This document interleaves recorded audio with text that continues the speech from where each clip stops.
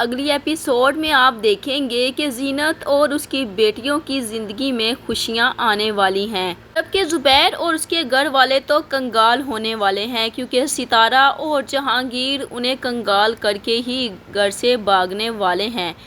زینت جو کہ ڈاکٹر صاحبہ سے جب اپنی نوکری کی بات کرتی ہے تو ڈاکٹر صاحبہ زینت سے کہتی ہے کہ اگر تمہیں کھانا بنانا آتا ہے تو آج ہمارے گھر آ جانا، کیونکہ ہمارے گھر میں دعوت ہے اور ہمارا کک بھی بیمار ہے۔ یہاں پر زینت بہت زیادہ خوش ہوتی ہے اور خوشی خوشی کھانا بناتی ہے۔ جیسے ہی کھانا بناتی ہے تو یہاں پر ڈاکٹر صاحبہ کے جو مہمان آئے ہوتے ہیں وہ تو کھانا کھا کر بہت زیادہ خوش ہو جائیں گے، اور یہاں پر ڈاکٹر صاحبہ کی جو ساس ہے وہ تو زینت کے صدقے واری جائے گی اور زینت کی بہت زیادہ تعریفیں ہونے والی ہیں، اور یہاں پر زینت کو اچھا خاصا اس کا معاوضہ بھی ملنے والا ہے۔ یوں سمجھ لیں کہ زینت کو تو جاب مل چکی ہے اور زبیر اور اس کی ماں بہنوں کی زندگی تو برباد ہو چکی ہے۔ زینت جو کہ ڈاکٹر صاحبہ کے گھر جب کھانا بناتی ہے تو اتنا لذیذ کھانا ہوتا ہے کہ مہمان تعریفوں پہ تعریفیں کیے جا رہے ہوتے ہیں کہ اتنا اچھا کھانا بنانے والا آخر ہے کون۔ تو یہاں پر ڈاکٹر صاحبہ کہے گی اگر آپ کہیں تو میں ان کو آپ سے ملوا بھی سکتی ہوں، تو یہاں پر سب لوگ پر زور یہی کہیں گے کہ ٹھیک ہے آپ اس لڑکی سے ہمیں ملوائیے۔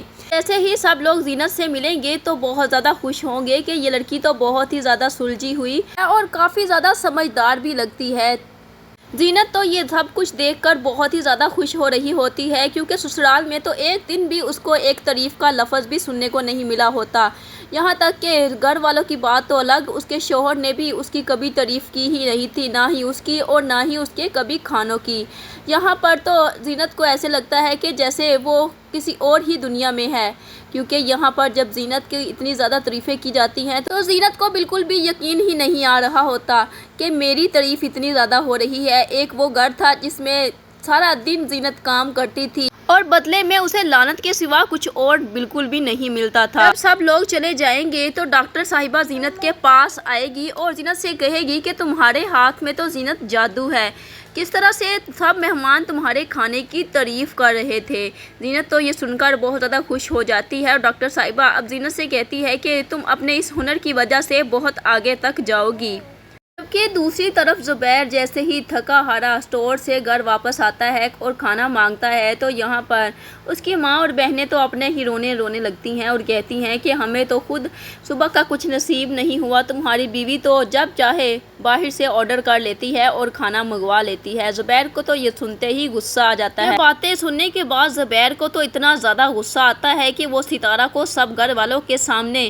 ذلیل و خوار کرنا شروع کر دیتا ہے، لیکن حقیقت میں ستارہ ہے بھی اسی لائق۔ زبیر ستارہ کو اتنی زیادہ باتیں سنائے گا، یہاں پر سدرا اور اس کی ماں کی تو خوشی کا کوئی ٹھکانہ ہوگا ہی نہیں، کیونکہ زبیر پہلے تو اپنی بیوی کی بہت فرما برداری کرتا تھا، لیکن جب سے اس نے اسے جہانگیر کے ساتھ دیکھا ہوتا ہے تب سے زبیر کے دل میں ستارہ کی جو عزت ہوتی ہے وہ ختم ہو چکی ہوتی ہے، اور اس طرح سے زبیر جو ہے وہ ستارہ سے کہتا ہے کہ کل سے میں یہ نہ سنوں کہ تم نے کھانا باہر سے آرڈر کیا ہے، کھانا بناؤ تو سب سے پہلے میری ماں کو ملنا چاہیے۔ مزید زبیر ستارہ سے کہتا ہے کہ میں اپنی محنت سے پیسے کماتا ہوں، کوئی درختوں پر لگے نہیں ہوئے جو میں توڑ کر تمہیں لا کر دے دوں اور تم کھانا جو ہے وہ باہر سے آرڈر کرتی رہو۔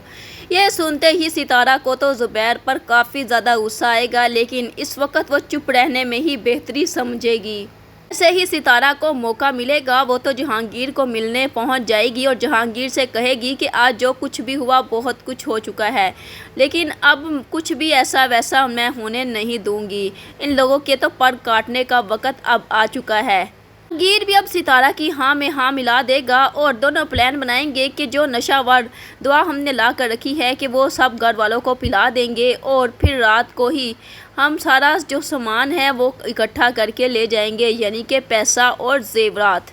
تو یہاں پر دونوں میں ڈیل ہو چکی ہوتی ہے اور ستارہ تو زبیر کو دودھ میں ملا کر وہ نشہ ور دوا پلا چکی ہوتی ہے اور زبیر جو ہے وہ تو گہری نیند سو جائے گا، لیکن جیسے ہی صبح اس کی آنکھ کھلے گی تو سب کچھ وہاں سے غائب ہوگا اور ستارہ اور جہانگیر بھی